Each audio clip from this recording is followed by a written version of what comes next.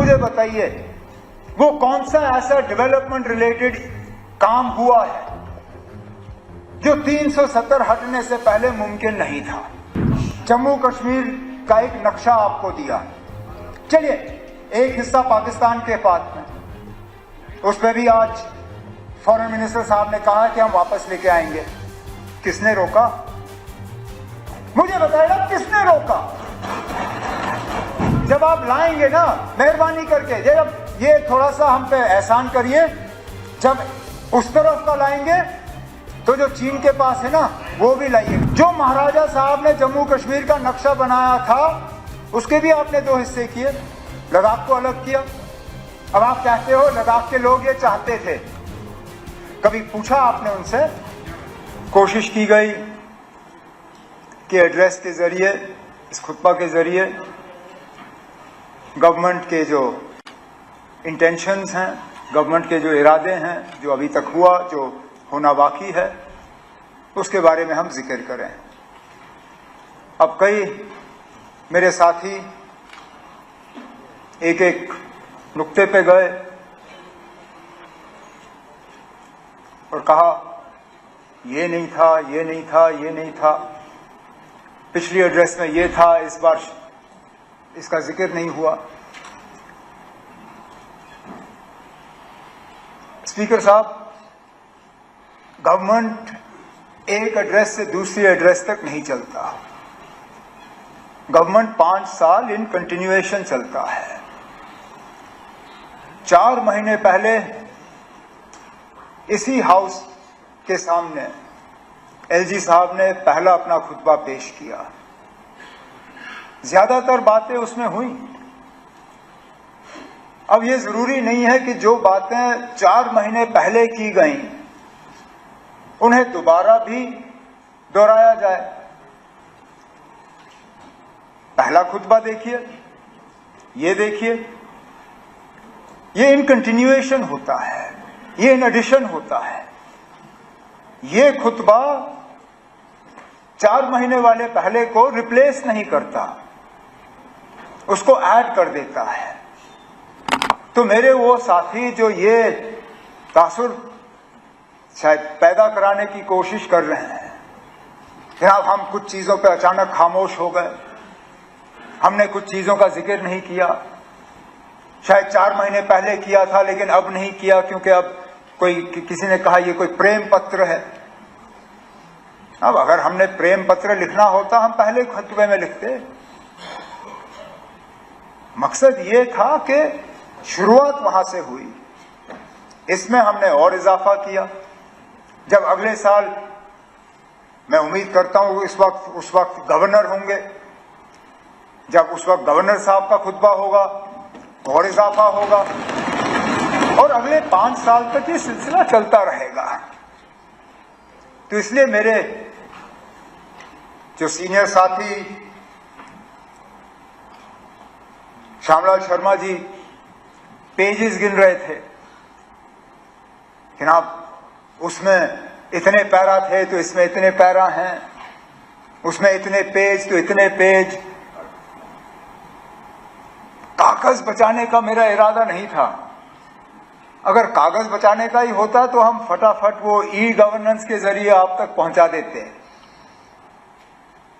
थोड़ी सी आपको हम राहत पहुंचाने की कोशिश कर रहे थे, इस बात का एहसास रखते हुए कि अगर एलजी साहब का खुतबा हम 1-1.5 घंटा रखते आपको सुनना पड़ता। अब कल ठीक इसी जगह लगभग 11-11:15 बजे आपको फिर मेरा ही भाषण सुनना होगा, कोई 2-2.25 घंटे, वो भी अंग्रेजी में। तो हमने सोचा ना, जब गवर्नर साहब ने 4 महीने पहले इतना लंबा सारा खाका आपके सामने खींचा, तो इस बार इसको थोड़ा कंसाइज करके बाकी बातें हम बाद के लिए रखेंगे। तो इसमें ऐसी कोई बात नहीं है कि हम अपना एजेंडा निकाल रहे हैं या किसी चीज पे हम खामोश रहना चाहते हैं। अब कई सारे साथी इस तरफ से भी, ऑपोजिशन के बेंचेस की तरफ से भी, डेवलपमेंट के हिसाब से बातें आई, कुछ सवाल आए, कुछ चीजों का जिक्र हुआ। अब मैं दोबारा ये बात दोहराऊंगा कि इस बात का एहसास रखते हुए कि कल उन्हीं चीजों पे बजट के दौरान मुझे बात करनी होगी, उसके ठीक बाद ग्रांट्स पे सिलसिला शुरू होगा, उस पर भी बहस होगी। मैं हाउस का वक्त नहीं लेना चाहूंगा और एक एक डेवलपमेंट की चीज को जो है यहां पे बात करें। कल बजट के सिलसिले में शुरू हो ही जाएगा और आने वाले कुछ दिनों पे हर इशू जो यहां ऑनरेबल मेंबर ने टच किया, हर महकमे को लेके उन पे हम जो है अपना जवाब दे देंगे।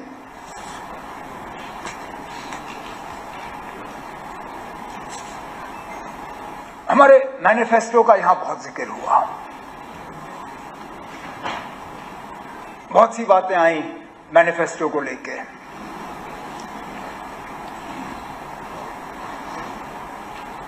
हमने सोच समझ के वो डॉक्यूमेंट तैयार किया। जम्मू कश्मीर के आवाम के साथ वो हमारा वादा है।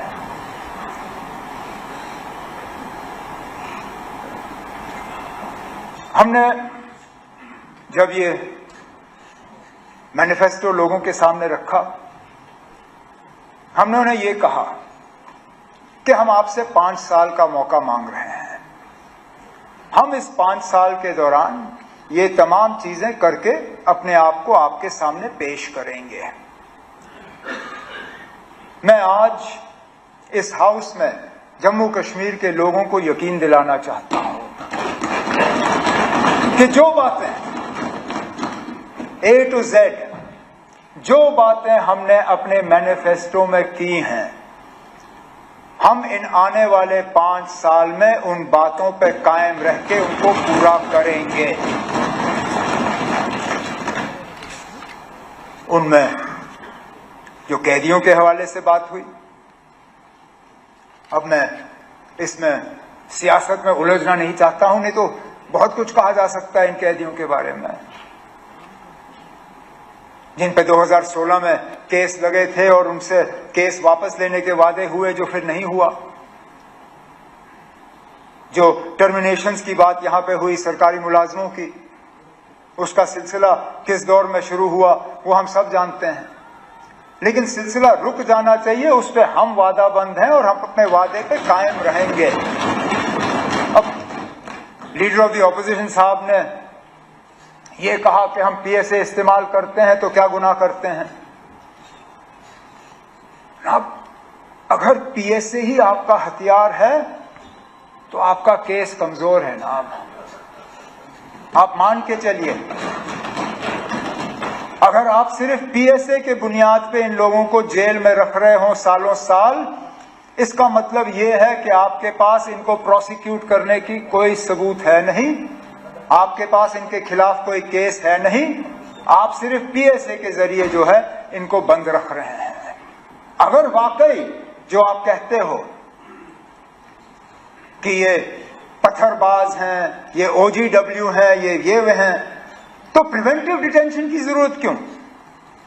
प्रिवेंटिव डिटेंशन की जरूरत वहां पड़ती है जहां आप और कोई केस बना नहीं सकते हो। आपने मेरे खिलाफ पीएसए लगाया क्योंकि मुझे बंद करने के लिए आपके पास और कुछ था नहीं। आपने पहले प्रिवेंटिव डिटेंशन में मुझे 6 महीने बंद रखा, जब वो अरसा बीत गया और कुछ चाहिए था आपको, आपके पास और कुछ था नहीं, तो पीएसए लगा के मुझे बंद कर दिया। ये जो 400 पीएसए में बंद हैं, अगर वाकई जो आप कहते हो सही है, क्योंकि आज पुलिस और लॉ एंड ऑर्डर मेरे पास है नहीं, तो जो आंकड़े आपके पास आ जाते हैं वो मेरे पास नहीं आते। आप ब्रीफिंग लेके आते हो, मेरे पास वो ब्रीफिंग है नहीं। अगर जो आप कहते हो जनाब वो ये हैं वो हैं, मुल्क के खिलाफ इन्होंने कार्रवाई की, तो पीएसए के बजाय उन पे केस करिए, प्रोसिक्यूट करिए, जेल की सजा दिलाइए, फिर जाएं जेल में। लेकिन अगर सिर्फ पीएसए के बुनियाद पे आप उनको बंद रखते हो तो कहीं ना कहीं आपके कहने में और जमीनी हकीकत में थोड़ा सा फर्क है।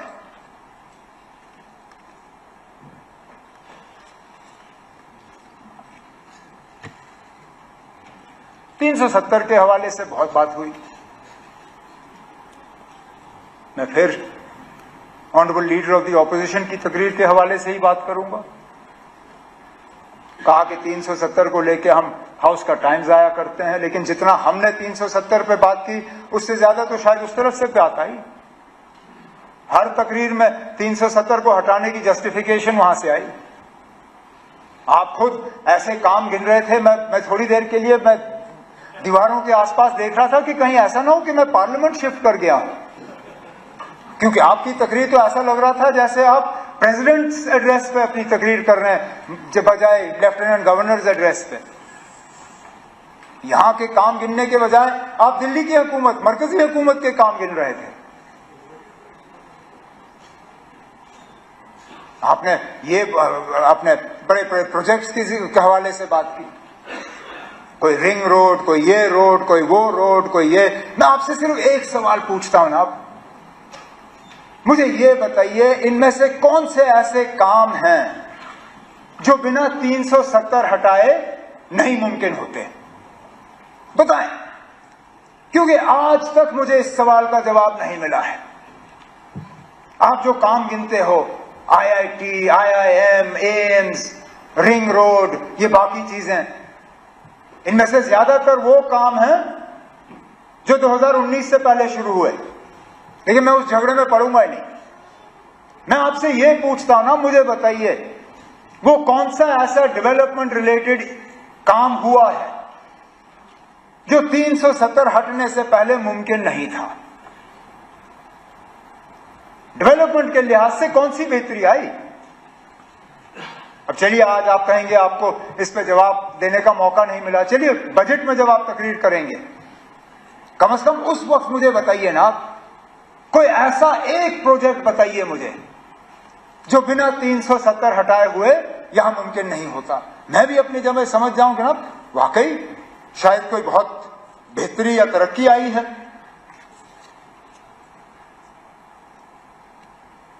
पॉलिटिकल रिजर्वेशन के हवाले से बात हुई कि आप 370 हटा तब पॉलिटिकल रिजर्वेशन मुमकिन हुआ। अब पॉलिटिकल रिजर्वेशन करके आपने क्या फायदा दिया इस कौम को? आप मेरे जो हमारे गुजर यहां पे कम्युनिटी से ताल्लुक रखते हुए MLAs हैं, उनके तरफ इशारा करके कहा कि ना हमने आपको बहुत बड़ा फायदा दिया जो पॉलिटिकल रिजर्वेशन दिया आपको।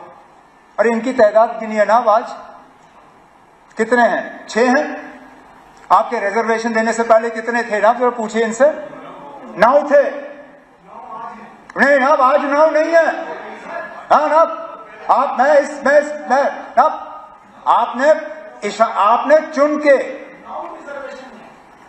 आपने चुन के गुजर कम्युनिटी को कहा यार, आप थे ना, आपने इनको कहा, आपने अब आप अपनी बात को दूसरे अंदाज में पेश करेंगे, लेकिन मैं हाउस में मौजूद था। आप थे ना, आप बैठिए ना, आप बैठे।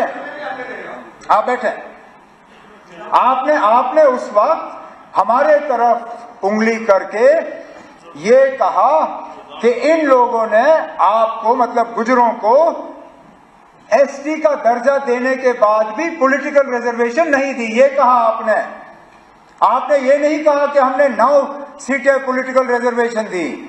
आपने गुजर कम्युनिटी को कहा कि आप लोगों को ST का दर्जा मिला था, लेकिन इन लोगों ने आपको पॉलिटिकल रिजर्वेशन नहीं दी। उसके बुनियाद पे मैं आपसे पूछता हूं ना कि पॉलिटिकल रिजर्वेशन देके आपने फायदा क्या दिया?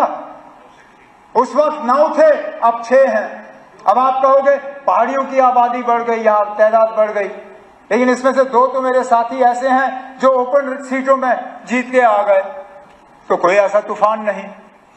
तो मैं फिर इस बात पे आता हूं ना कि 370 हटाने के बाद कौन सा ऐसा करिश्मा हुआ जिसकी बुनियाद पे आप कहोगे जनाब कि जमीन आसमान का फर्क पड़ा, बहुत फायदा हुआ लोगों को। फिर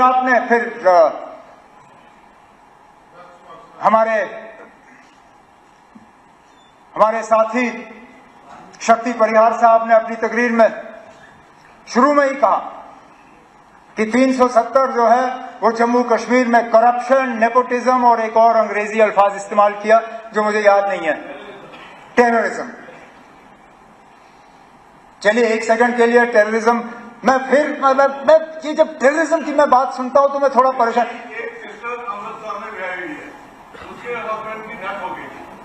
वो हमारी प्रॉपर्टी को नहीं ले सकती थी, आज मैं आ रहा हूं ना, मैं आ रहा हूं उस बात पे, मैं आ रहा हूं उस बात पे, मैं उस बात पे भी आ जाऊंगा, मैं उस बात पे भी आ जाऊंगा।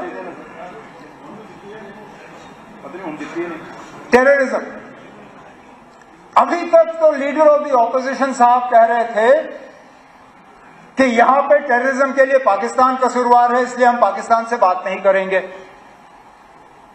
लेकिन शक्ति परिहार साहब कहते हैं कि टेररिज्म यहां पे 370 की बदौलत है। अब खुदारा मुझे बताइए ना, टेररिज्म 370 की बदौलत है या पाकिस्तान की बदौलत? अगर टेररिज्म 370 की बदौलत है तो फिर पाकिस्तान से बातचीत के लिए आपको एतराज क्यों? और अगर पाकिस्तान कसूरवार है 370 के लिए, टेररिज्म के लिए, तो फिर 370 को इसके लिए दोषी क्यों ठहराते हो? और 370 को हटाने के बाद जो बिलखसूस जम्मू में टेररिज्म बढ़ी, उसके लिए कौन कसूरवार? जिन इलाकों को मैं दावे से कहता हूं हमने अपनी हुकूमत, कांग्रेस नेशनल कॉन्फ्रेंस की हुकूमत जिसमें सलातिया साहब और श्यामलाल शर्मा साहब मेरे साथ मंत्री थे, इतना बड़ा जम्मू का हिस्सा हमने पूरा जी टेररिज्म से मुक्त किया था। पूछिए इनसे, कम से कम इस बात पर तो ये इनकार नहीं कर सकेंगे। कब हुए जम्मू शहर में हमले जब हम मंत्री थे? कब हुए रियासी में हमले जब हम मंत्री थे? कब हुए यात्रियों पे हमले जब हम मंत्री थे? कब हुए रजौरी बाजार में हमले जब हम मंत्री थे? नहीं हुए। मैं गिनना नहीं चाहता हूं, नहीं तो गिनने की, अगर मैं गिनना शुरू कर गया तो फिर कोई एंड नहीं होगा इसका।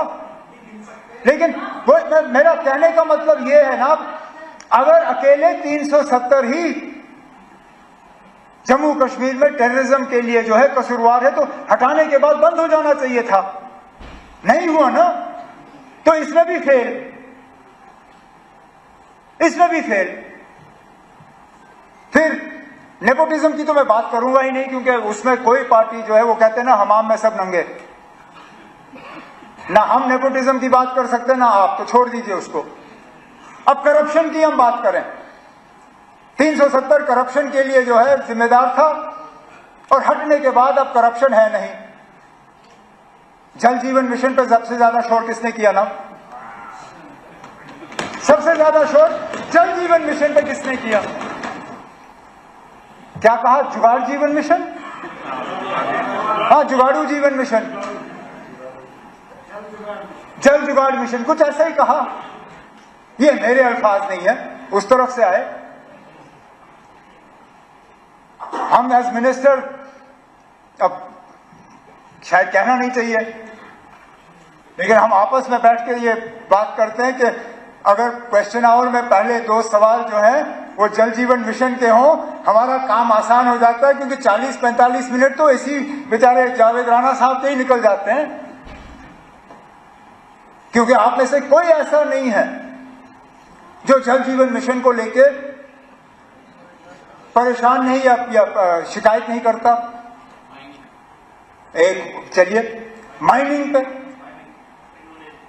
पे करप्शन पे इल्जाम आपने लगाए, हमने नहीं।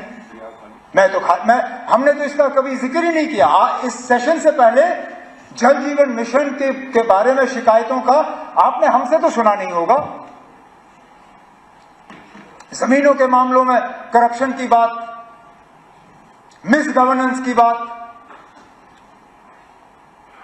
कन्वर्जन ऑफ लैंड यूज, वो हमारी बदौलत नहीं, वो सब पोस्ट 370 आया, जिसकी बात श्यामलाल शर्मा साहब ने क्वेश्चन आवर के दौरान इतने जोरों शोर से किया।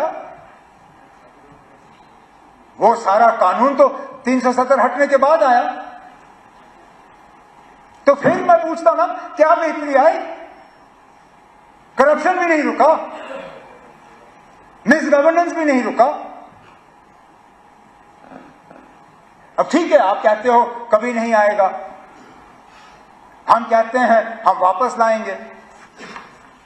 वो कहते हैं उम्मीद पे दुनिया कायम है। ठीक है ना, हम अपनी उम्मीद की दुनिया में रहेंगे, आप अपनी दुनिया में रहो, देखते हैं कौन सही निकलता है। लेकिन ये मुझे मत कहिए ना कि अब सुप्रीम कोर्ट का मोहर लग गया है।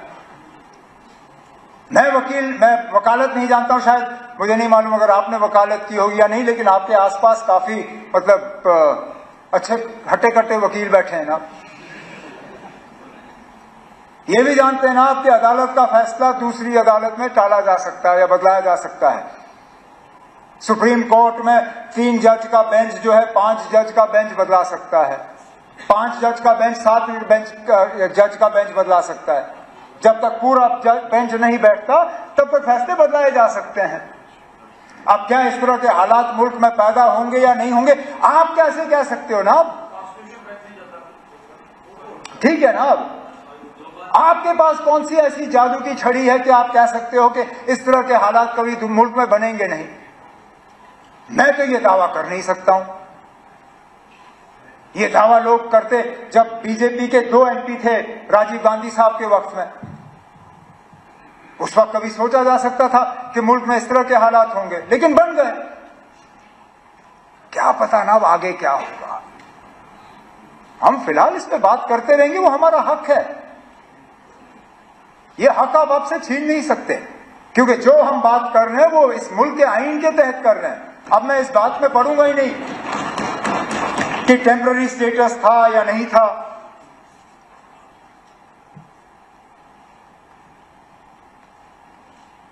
लीडर ऑफ द ऑपोजिशन साहब ने महाराजा साहब के हवाले से कहा कि हम बार बार उनका इंसल्ट करते हैं, अपमान करते हैं। हमारे तरफ से तो कभी नहीं हुआ। एक जगह बताइए ना आप जहां पे महाराजा साहब की लेगेसी को हमने कहीं जख्म पहुंचाया हो, कहीं नाम बदलाया हो, बताए ना कहीं पर भी।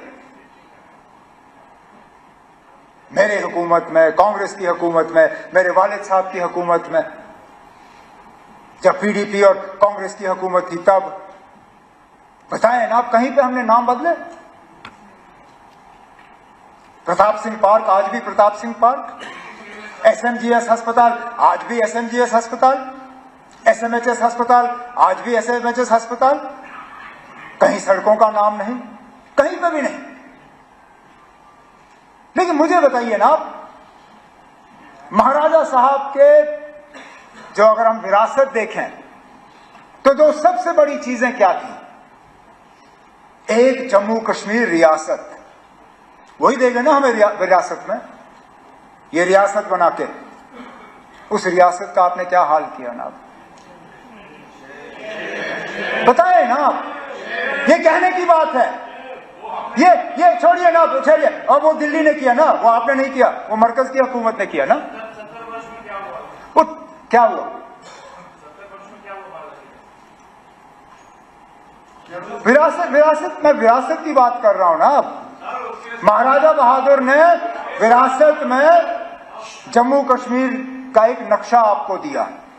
चलिए, एक हिस्सा पाकिस्तान के पास में, उस पर भी आज फॉरेन मिनिस्टर साहब ने कहा कि हम वापस लेके आएंगे। किसने रोका? मुझे बताइए ना, किसने रोका? हमने कभी कहा कि मत लाओ? कभी कहा? हम कहते हैं अगर लाना है तो लाइए।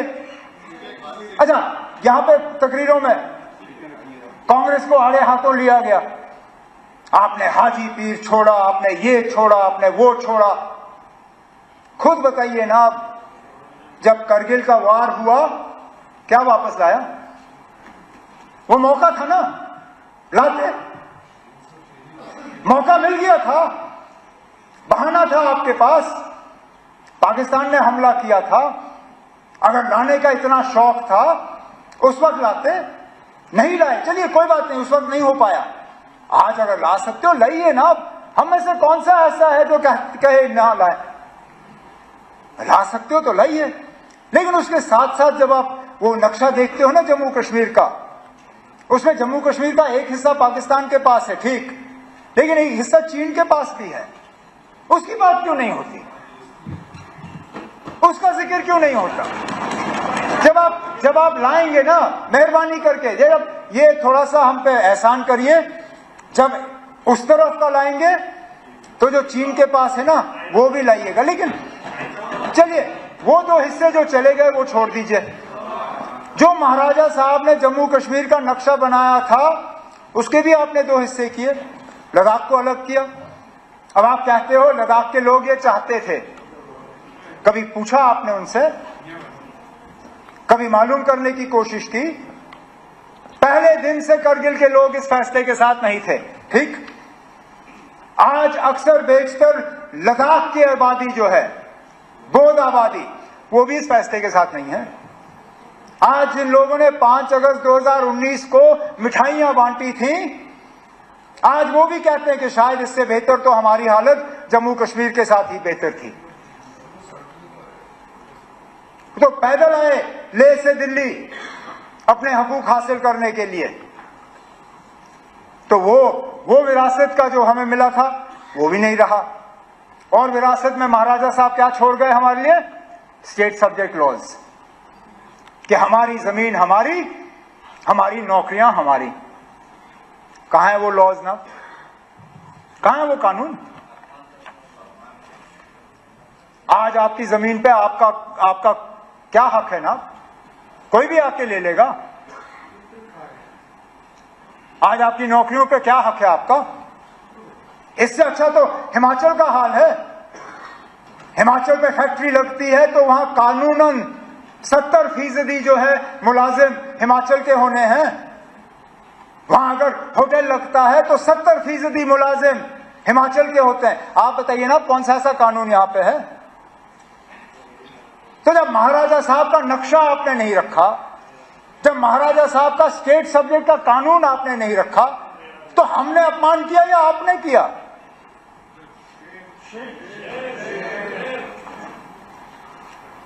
लेकिन चलिए, कर लिया।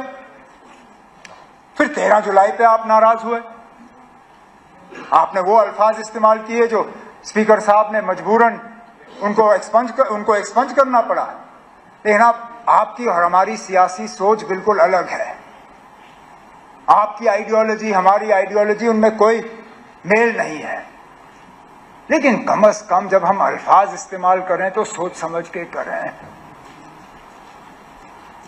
उन 22 लोगों ने जो 13 जुलाई 31 को कुर्बानी दी, वो किस लिए दी? एक आवाज हासिल करने के लिए, कुछ हकूक हासिल करने के लिए। और अगर उनका वो करना गलत होता, महाराजा साहब ने उनकी कुर्बानी के बाद जो कदम उठाए, क्यों उठाए? जो विजिलेंस कमेटी बिठाई गई, जो जस्टिस दलाल कमीशन बिठाया गया, क्यों बिठाए गए? जो उस कमीशन के बाद इलेक्शन का अनाउंसमेंट हुआ, जो इलेक्शन करके प्रजा सभा बनी, वो प्रजा सभा आखिर में जम्मू कश्मीर की असेंबली बनी। अरे नाब, जिन कुर्बानियों के बुनियाद पे ये असेंबली कायम हुई, उनके बारे में भी हम इज्जत से 2 शब्द इस्तेमाल नहीं कर सकते। उनकी सिर्फ इतनी खता है कि वो मुसलमान थे, इतनी खता, ये मानिए आप। क्योंकि बाकी मुल्क में जहां शख्सी राज के खिलाफ आवाज उठी, वहां पे किसी ने उनको गद्दार नहीं कहा। लेकिन यहां पे क्योंकि वो मुसलमान थे और जमहूरियत के लिए लड़ रहे थे, हमारे मुंह से उनके बारे में इस तरह के अल्फाज कितनी आसानी से निकलते हैं। अब मैं बाकी इतिहास, हिस्ट्री में नहीं जाऊंगा, क्योंकि मैंने तारिगामी साहब की तकरीर के बाद उनको एक पर्ची भेजी मैंने कहा ना आपने तो मेरी आधी तकरीर मुझसे ले ली, जो आपने पूरा हिस्ट्री का हमें यहाँ पे सुना दिया, तो मैं उसी को अपनी तकरीर समझ के तारिगामी साहब की बात जो है उसको ओन करता हूं। लेकिन आप ये मानिए, आप चाहे आप 13 जुलाई की छुट्टी रखें ना रखें, चाहे आप 5 दिसंबर की छुट्टी रखें ना रखें, उन लोगों की कुर्बानियों को यहाँ के लोगों के दिलों से कोई निकाल नहीं सकेगा। आपको क्या लगता है ना, 5 दिसंबर की छुट्टी हटा के शेर कश्मीर का जो उनकी कद है वो कम होगी? अरे ना, अगर आपने हमसे पूछा होता, मैं अपनी मर्जी से वो छुट्टी छोड़ देता। मेरे साथी, पता नहीं उनको याद है या नहीं है, जब मैं वजीर आला था पिछली बार, मैंने अपने साथियों से उस वक्त कहा कि हाँ, मैं 5 दिसंबर की छुट्टी छोड़ना चाहता हूं। सलाखिया साहब गवाह हैं। मैंने कहा इस जम्मू कश्मीर में छुट्टियां बहुत ज्यादा हैं, मैं छुट्टियां कम करना चाहता हूं, लेकिन अगर मैं बाकी छुट्टियों को काटना शुरू करूंगा, ये लोग मुझे कहेंगे कि देखो अपने दादा की छुट्टी तो रखी, बाकियों को काट गए। तो मैं पहले शेर कश्मीर की छुट्टी जो है 5 दिसंबर वाली निकालूंगा, फिर हम और छुट्टियां जो है कम कर लेंगे, क्योंकि मुझे मालूम है शेर कश्मीर की शख्सियत जो है वो 5 दिसंबर की छुट्टी से नहीं है। उन्होंने जो जम्मू कश्मीर के लिए किया वो कोई मिटा नहीं सकता।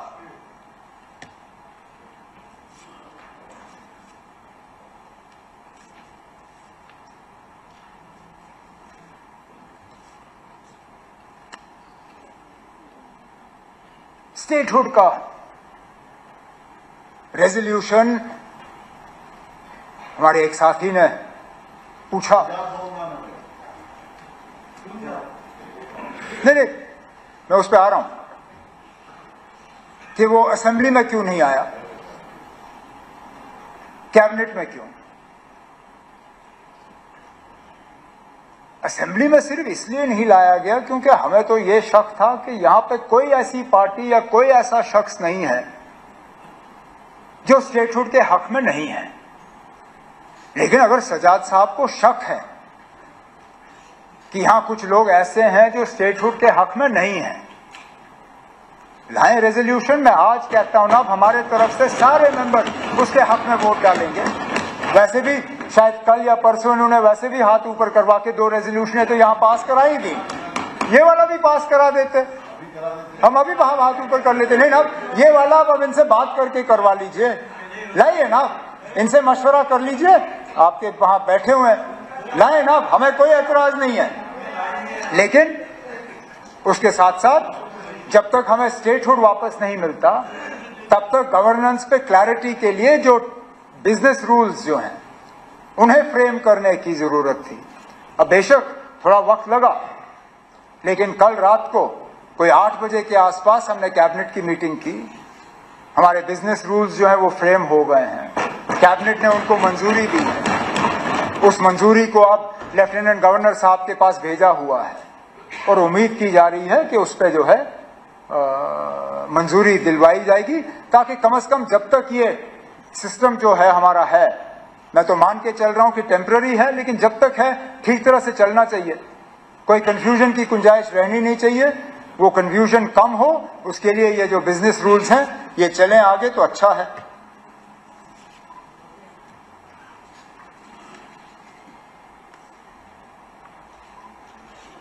क्योंकि इसी में हमारी डिग्निटी और जो रिस्पेक्ट ऑफ द इंस्टीट्यूशन, जिसके हवाले से श्यामलाल शर्मा जी ने सुबह भी बात की, अपनी तकरीर में भी कहा, आधा तो हमारी डिग्निटी तो इस स्टेटहुड के जाने से ही चली गई ना।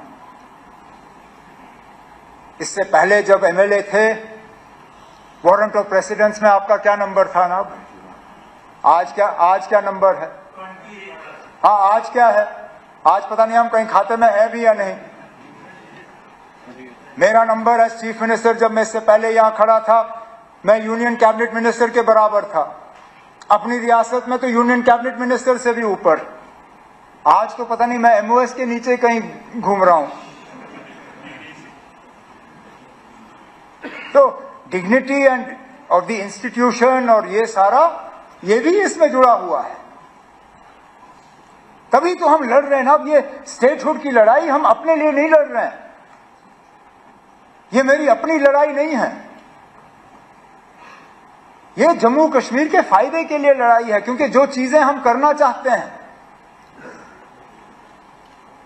उनमें से कई सारी ऐसी चीजें हैं जिनको अमली जामा हम तब पहना पाएंगे,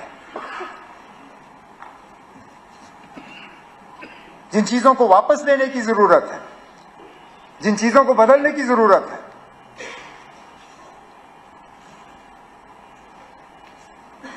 लेकिन हमारी लड़ाई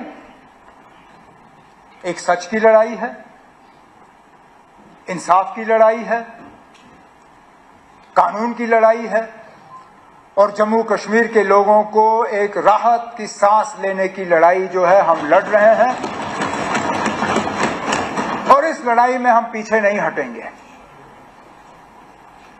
बीच बीच में कुछ लोग हमें डराने की, धमकाने की, खामोश कराने की कोशिश करते हैं, लेकिन हम खामोश रहने वाले लोग नहीं हैं। हम जम्मू कश्मीर के लोगों के हकूक के लिए, जम्मू कश्मीर के लोगों के बका के लिए, जम्मू कश्मीर की तरक्की के लिए, जम्मू कश्मीर के भाईचारे के लिए अपनी लड़ाई जारी रखेंगे। स्पीकर साहब, मुझे कल इससे ज्यादा लंबी तकरीर करनी है। पानी का एक कतरा शाम के 6:35 से पहले पीने की इजाजत भी नहीं है। तो कल की तैयारी करने के लिए मैं आज अपनी तकरीर यहीं पे समाप्त करूंगा। एलजी साहब को उनके खुतबे के लिए मैं अपने तरफ से शुक्रिया करता हूं और उम्मीद करता हूं कि हाउस के तरफ से एलजी साहब का शुक्रिया होगा। बहुत बहुत शुक्रिया।